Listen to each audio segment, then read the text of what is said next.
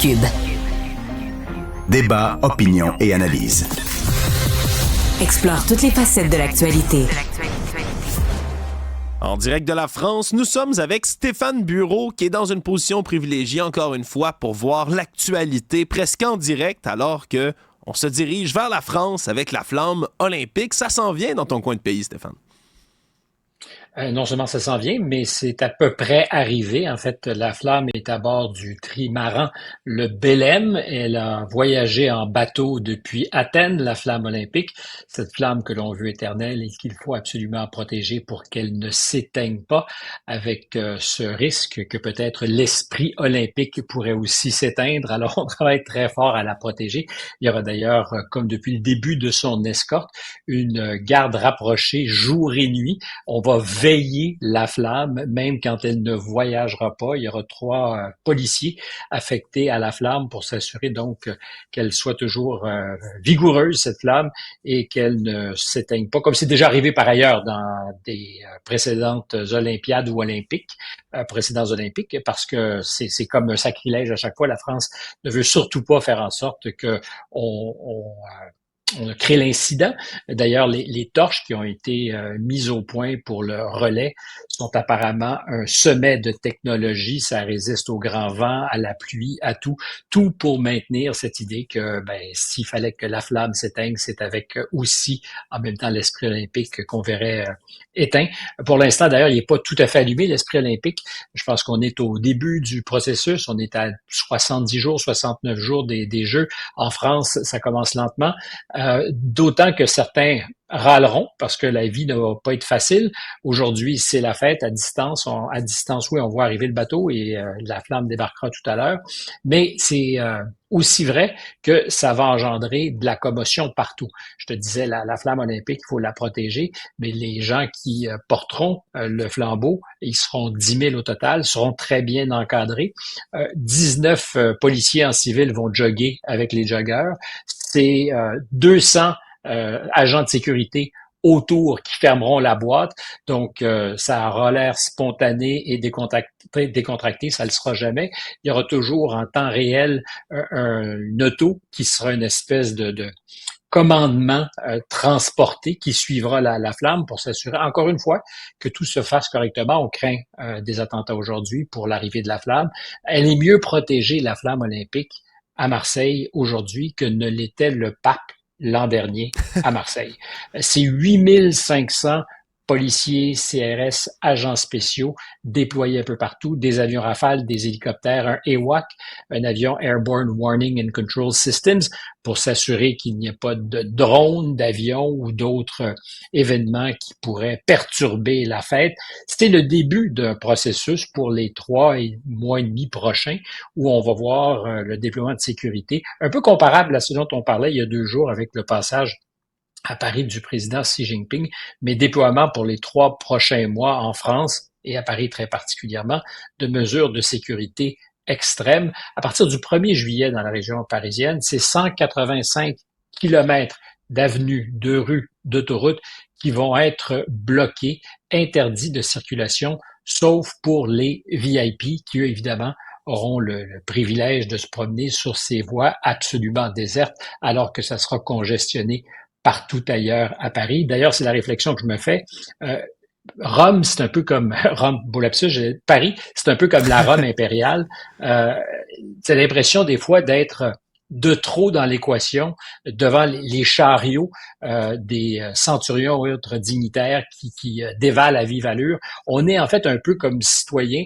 Les obstacles à la circulation optimale et fluide des VIP, c'est comme ça que j'ai senti quand le président se présentait ici, le président chinois, et ça risque pas de s'améliorer. Alors on dira, c'est pour une belle cause, les Jeux olympiques, je m'entends râler, mais je le fais un peu. Oui, c'est une belle cause, oui, c'est formidable, mais c'est d'abord très coûteux, encadré par des services de sécurité qui changent la vie des gens, des riverains, là où je me trouve, pour une période d'à peu près 3 mois. Il va falloir montrer patte blanche, dans certains cas et à certains moments, à se présenter avec des codes QR pour entrer chez soi.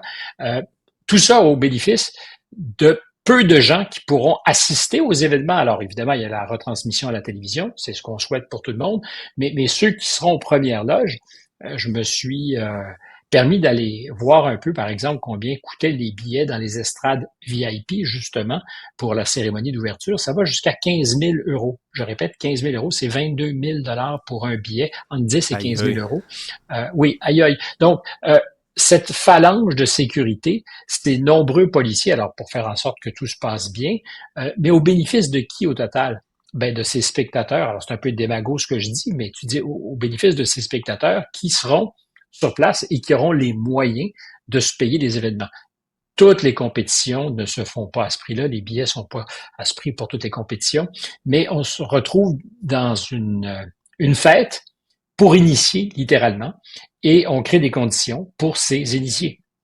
Ouais. Comme quand le président Xi Jinping se présente à Paris. J'en ai beaucoup parlé parce que je me demandais pourquoi ce genre de mise en scène, pourquoi si il y a des conversations utiles à avoir entre chefs d'État, ne pas créer pour l'Europe ou pour la France un Disneyland des sommets. Tu dis loin de tout, pas de sécurité, t'emmerdes personne, tu te parles, tu règles les dossiers. Si tu veux faire venir du caviar, tu fais venir du caviar puis des invités, mais tu les déplaces. Tu fous pas le bordel, tu fais pas une mise en scène compte tenu des résultats. Parce que faut voir que, tu me diras, je mélange les Jeux olympiques et Xi Jinping, mais en même temps, dans les deux cas, on est dans la représentation, dans la mise en scène d'événements. Dans un premier temps, la performance des athlètes, mais aussi pour nous distraire collectivement et nous faire croire qu'il y aura une trêve olympique qui pourrait annoncer des jours meilleurs pour l'humanité, j'en doute. Xi Jinping, alors c'est une autre manière de voir le sport. C'était pas du sport de combat, mais presque, parce que finalement, on s'est pas entendu. On voulait parler de commerce, on voulait parler de meilleures ententes commerciales liant l'Europe à la Chine. Monsieur le Président est parti les bras croisés, probablement un peu choqué parce que les Européens les ont à l'œil, les Chinois. Dans les dernières visites, par exemple, quand il est venu en Europe pour la dernière fois, il y a 5 ans, on signait des ententes, c'était l'allégresse, c'était le festival de la mondialisation heureuse, on était souriant. Là, rien de la sorte. Je veux dire, je reviens toujours aux conditions de la ville pendant les derniers jours, mais tu fous le bordel, tu fais une énorme mise en scène, tu as des chefs d'État qui sont comme des rois, parce que c'est littéralement ce qu'ils sont, mais et tout qui ça accouchent pourquoi? pour rien. Alors, je suis non seulement pas contre l'idée que des chefs d'État se parlent, c'est très important, particulièrement avec la Chine, dans un monde qui est de plus en plus à cran, mais est-ce qu'il faut pour autant faire en sorte que la vie de tous s'arrête quand ils décident de se retrouver et de discuter? Je pense qu'on est davantage dans la sur-représentation, médiatisation d'événements qui ne mènent pas à grand-chose.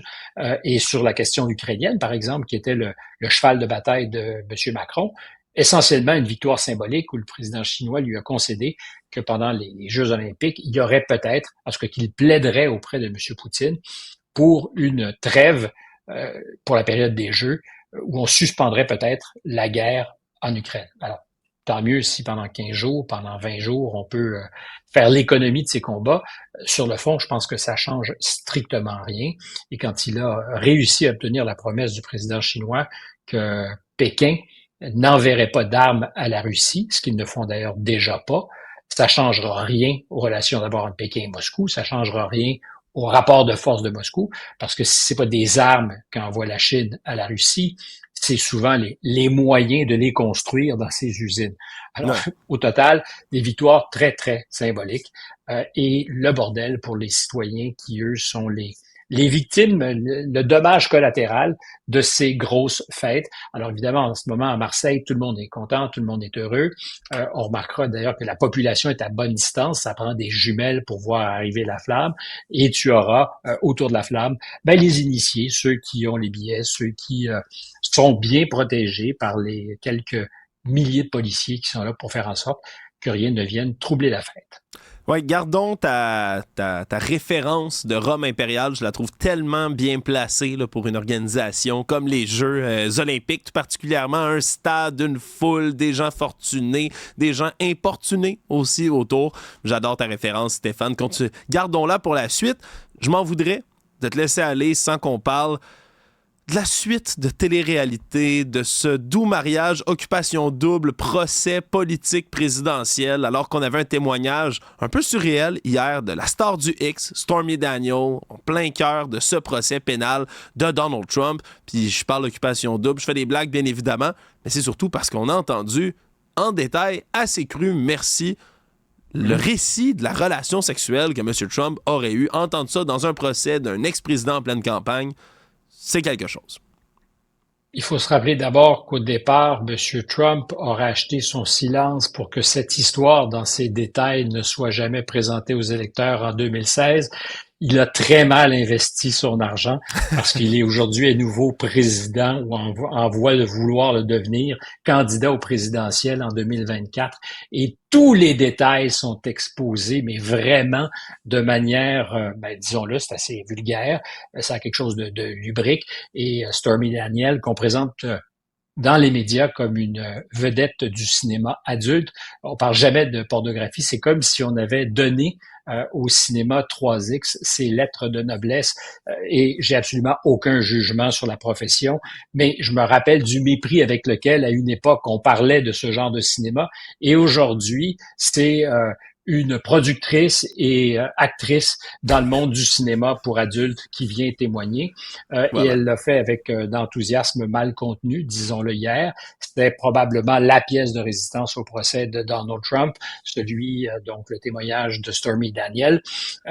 Peut-être que ça pourra se retourner contre les avocats qui instruisent l'affaire en ce moment, parce que le juge, à de nombreuses reprises, a dit qu'il y avait des détails inutiles, parce qu'on essaie de faire la démonstration qu'il y a eu de la manipulation dans les livres comptables de M. Trump, qu'il a choisi, lui, de masquer, dans le fond, une contribution qui aurait dû être comptabilisé comme contribution électorale en achetant son silence et en faisant passer la dépense dans les livres de son entreprise.